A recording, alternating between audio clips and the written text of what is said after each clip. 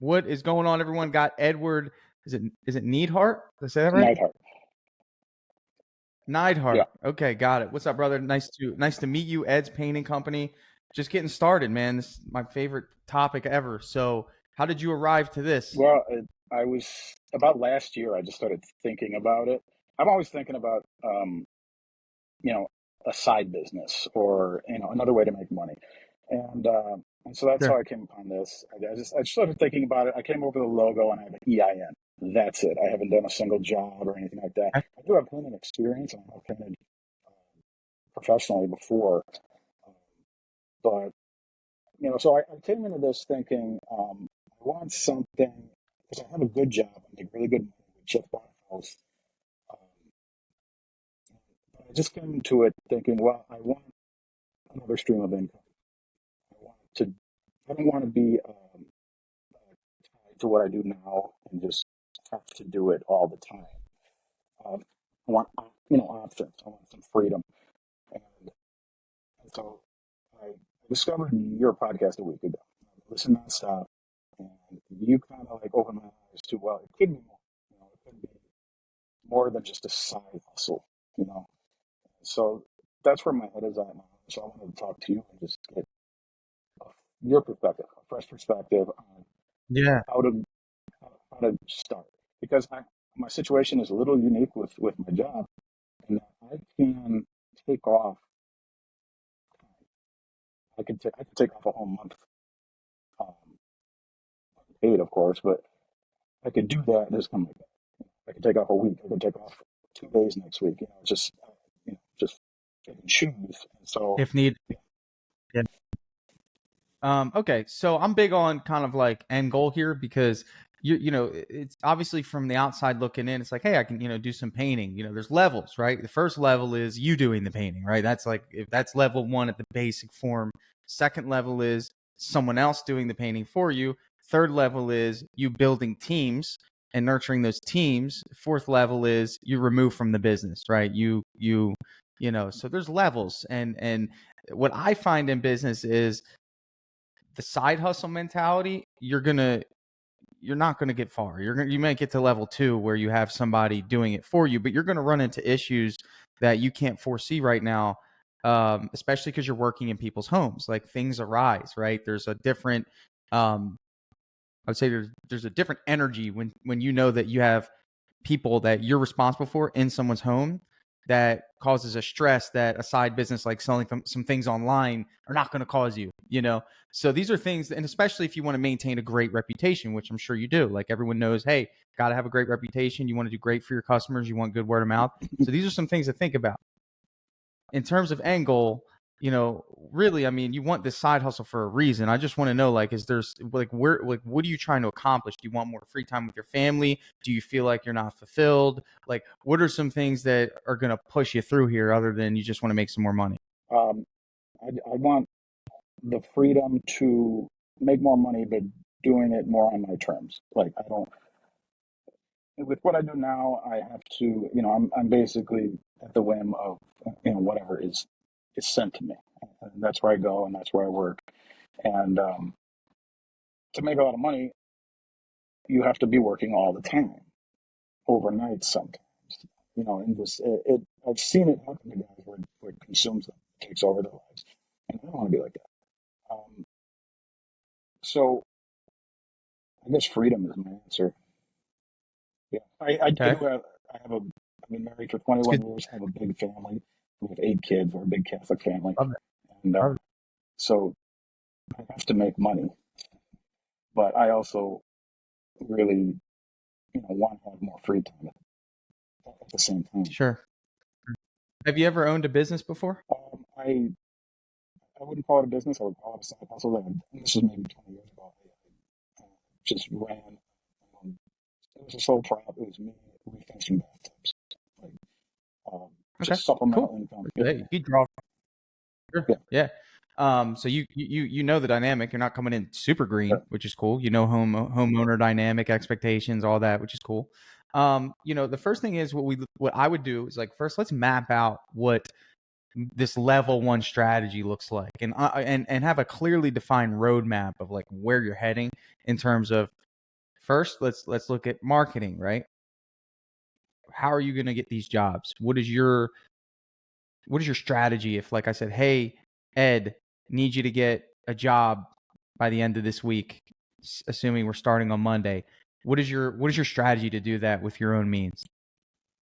Um, well, how I find contractors is I go on Google, and it just happened to me 2 days ago. I had somebody to fix my garage door, and so I went on Google. And what I did is I don't like sponsored ads, and I don't like because I live in an area where I'm 20 minutes from Chicago, I'm 20 minutes from Northwest Indiana. You don't know who's coming. You don't know where they're coming from. And so what I do is when I go on Google, I look for um, somebody who is local, somebody who's established. So I found somebody in the next town over, a business that I trusted. And they weren't top of the list, but I knew what to look for. Um, and they came and they performed a great job and they great customer service, exactly what I was looking for. So that is my strategy. That's kind of my brand that I'm thinking of. I don't know if you saw my logo or not, but it's just kind of something that's local, something you can trust, something servicing Yeah. and focused on letting people know where I am in our neighborhood. Okay. So So that's a great long-term strategy, Ed. That's a great finish line, right? We got to build that reputation up to where we can be one of those companies that when someone goes to Google, we have the reviews, we have the photos, we have the social proof. But when you start out, none of that exists and you still have to compete, right?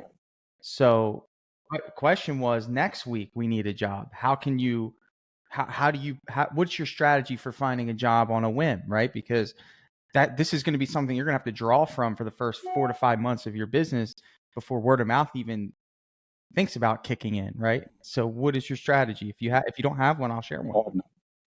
that's what I called. Okay. No, that's what I'm here for. So let's do it. So the first thing I want you to understand, man, is that you are entering into a game that is already being played by a bunch of different people. And it's intimidating when you first get in there because you look on Google and you're like, man, these painting companies have great reputations. Who's going to hire me? I am not known by anyone yet. And in order to launch a painting business, right, you need two things. You need supply, which is your painters, and you need demand, which is the jobs. If you're positioning yourself as a middleman, which in your scenario with your liability that you have at home, 8 kids, married, expenses, my assumption is you're not just going to drop everything and run. Okay. I know that. Okay. Which could play to your favor because it gives you the leverage of saying, hey, I can't paint these jobs. So I need to find people that I could trust to do it. Okay. So both of these things have to happen at the same time. You need to start vetting subcontractors and you need to start getting leads, right? Lead generation 20 years ago is a lot different than it was now when you were doing bathtub refinishing. Yeah. Lead generation has dramatically changed. What you were describing to me is search engine optimization, right? So that company has optimized the search engine, maybe through a marketing agency or whatever the case is, to be seen by you when you searched, right? I love the perspective you gave me. You said, hey, I'm a homeowner. When I want someone, I search, I look in that area, I find someone I trust. Okay. You can't enter that game yet, right? You won't be one of those companies that get picked because you have nothing yet. You have no brand, no review, no nothing. So what we need to do is we need to circumvent the system. Now, you might not like sponsored ads, and that might be your preference. But I would argue that the average individual who doesn't think like that does, right? And what that does is it puts you at the top of the page, regardless of how long you've been in business. It gives you a chance. But I don't think that's the play either. Because again, we're hoping that they don't scroll down and see all those guys with great reviews. So there's two other avenues that you could do to put you immediately in the game. This is what I did when I first started my business. I was like you. I worked a full-time job. I was debating on leaving that full-time job and I had no reputation, no reviews. I would look at painting companies. I'd say, how the hell am I going to compete with these guys? Well, along came HomeAdvisor. This was my pivotal strategy. And what this did is it positioned me to be able to do something proactive, right? So as soon as I signed up with them, They sent me leads, and those leads didn't know if I was in business for 5 years, 10 years, or 15 years. They just know that HomeAdvisor recommended me, right? Yeah. So I had to use my salesmanship to overcome my lack of experience. And sometimes you got to be able to balance that. I don't know if you have sales experience, but really what that comes down to is understanding, number one, where does the lead come from? HomeAdvisor in this case was where the lead came from. Number two, how does the lead go through this journey? You did this already. When you just explained to me your journey, it's the same thing. One thing I would suggest for you is to go on Angie as a homeowner, right? Well, they changed the name. Are you familiar with Angie? I've never used it. No. I mean, I know what it is. You've never used it, but Yeah. Yeah. you know what it is. Okay. So you as a homeowner, right? Go on there and go through it and see what happens. Get a quote for a painter, right? See what happens. Okay. So then you can position yourself as a painting contractor, and then you can see how you need to approach it. Watch this. When you submit it, see how long it takes for those companies to get in touch with you. See what type of questions the customer has to go through. See what the expectations are. Next thing you know, you're going to say, wait, there's a hole here. These guys don't communicate. They're not fast enough. And the people that did communicate didn't provide a great experience. This is what's going to happen, right? So this is called a lead aggregator, right? So you have Angie Leads, Thumbtack, CraftJack, all these companies. Are you familiar with these companies? Have you heard of them? No, I've only heard of Angie. So okay, yeah. So you have Thumbtack, you have CraftJack, and once you start seeing this, so here's the deal. What they're going to do is they're just going to send you leads, but they're not going to do it for free. You got to pay per lead. So you need to be comfortable setting a budget for your first month in business. This is your startup cost. This is, if you wanted to franchise a smoothie shop, you're paying 150 grand out of the gate for marketing, setup, shop cleanup, inventory, right? Beautiful thing about our business, we can make the same amount of money or more than a smoothie shop, and our startup cost can be under 10 grand and we're in business. It's amazing. So if I asked you, hey, do you have $2,000, Ed, to set aside just for lead generation in our first month in business, is that a yes or no? No. Okay. So do we have $1,000 that we can set aside first month in business, yes or no? Yes. I mean, like I said, we just bought a house. So, like in January. And so I'm kind of house poor right now. But Sure. I make my money in the one. So let me ask you this. Can you put it on a credit card? Yeah. Okay, right? So you put on a credit card. Here's the interesting thing, right? You come from an employee mindset when it comes to money. Yeah. And this is something I had to make the adjustment with Ed, is that you get your paycheck, you pay your bills, right? You spend the money and you save what's left. You need to make the adjustment of, when I get money, I need to reinvest back into my business. That needs to be an element that you are not familiar with right now, or otherwise the business doesn't thrive. You need to keep buying the leads. Mhm. So if you spend $1,000 on leads with Angie, just so you know, this is what's going to happen. You're probably going to get 7 to 12 interested individuals in house painting, right? That you'll have their name, their address, their phone number, and their email. At the minute they submit the request, you get that information. You and I both know that with house painting, and that's what you plan on doing, right? House painting? Yeah.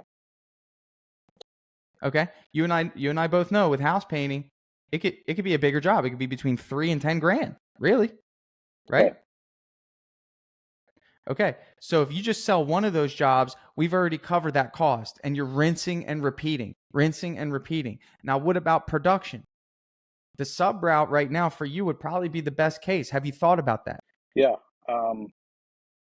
The sub route makes me a little uncomfortable because I'm not in control. And my idea was that I start off with one other guy with me. I learn the processes, learn the best way to do it, learn how I want it done, and just kind of build my own thing rather than bringing in subcontractors. In any other case, I would say, man, that's a great idea. But we know the situation. You're working a full-time job. It's going to be sporadic. It's not going to be consistent. And there's this time period that you're not factoring in of vetting the employee.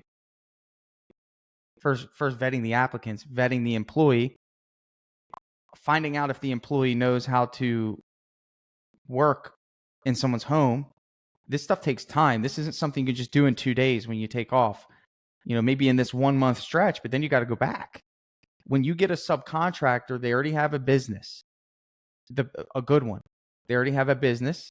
They already have a team. They already have a van with all the equipment, right? We're talking, you have low startup capital right now. If anything, only thing you can do is buy leads and oversee the job.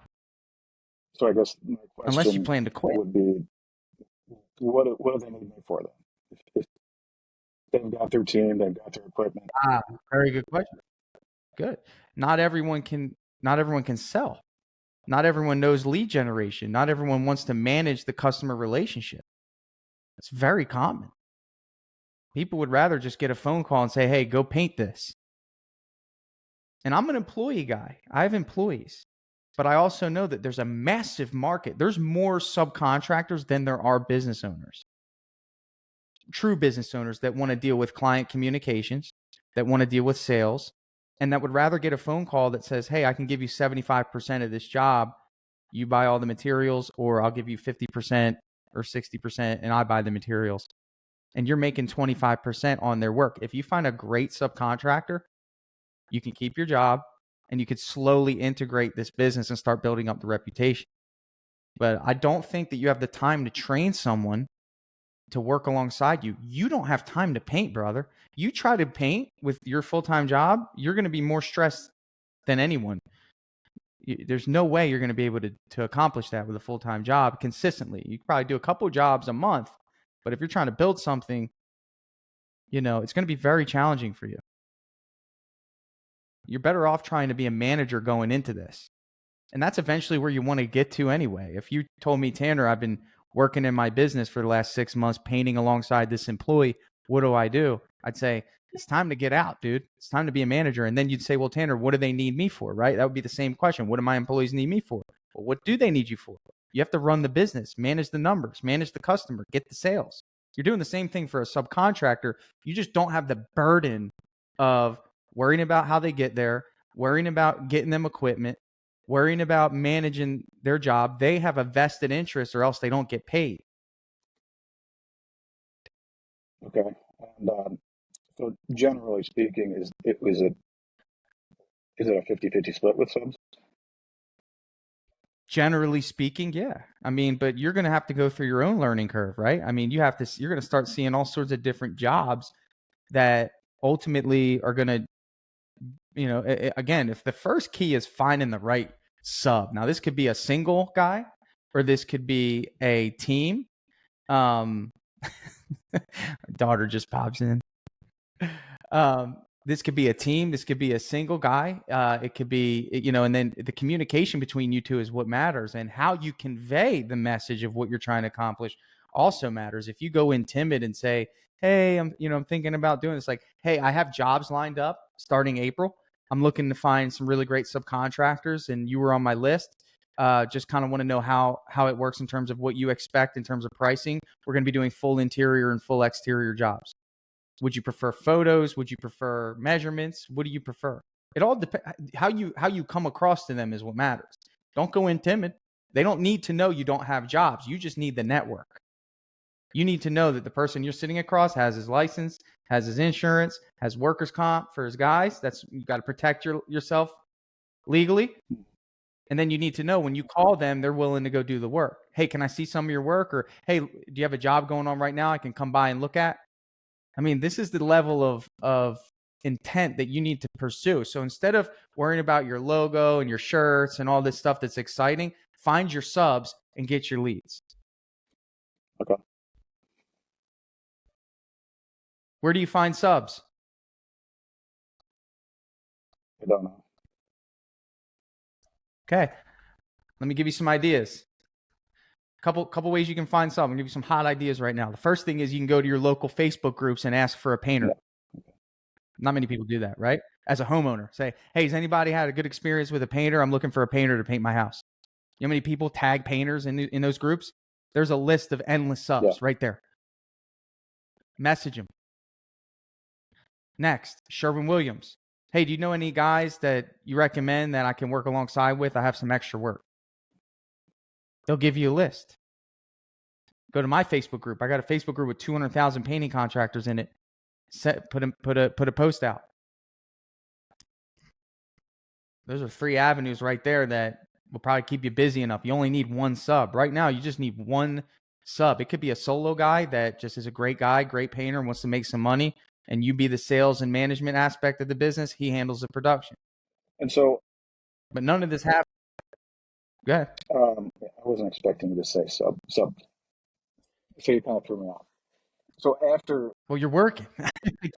That's the only reason why. Otherwise, we'd be talking about employees, and maybe you can transition there. But with what you told me, you got a new house, you got 8 children, you're married, brother. I mean, you're not just going to jump ship here, and I know that. I mean, there's just no way, unless you're crazy. um, okay, and so let's say that goes well. I mean, and then, well, I guess we cross that bridge when we get there. Transitioning from subs to employees would be the next step, obviously, right? When you meet with me, in the next 8 months, you say, Tanner, we're crushing it. I need to do that. Then we'll talk about that. And it's a great it's a fun transition actually, because you still keep the subs and then you build your own little team. Okay. All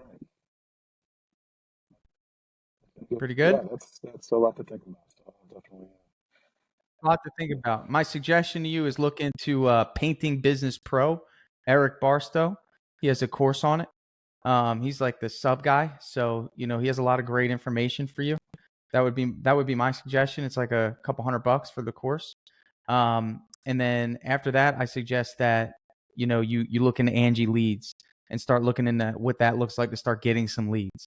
And then here's the deal: either you're going to do the subs first and get a good sub, and that's going to force you to want to go get leads, or you get leads and sell a job, and that's going to force you to want to get subs, right? So you need to pick which one you're going to use as leverage to help you move forward for the next one.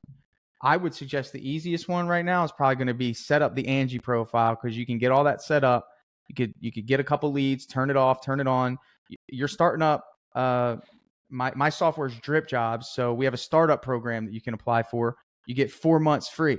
So the reason why I think this is valuable for you is because if you do Angie leads, you're going to want those leads followed up with, and you connect it to Drip Jobs, and it'll follow up with them. So while you're at work, if you get a lead, while you're busy, you don't have to stress out that they're not contacted, right? So I suggest you apply for that as well. Okay, great. Yeah. Okay. Yeah, man. Thank you.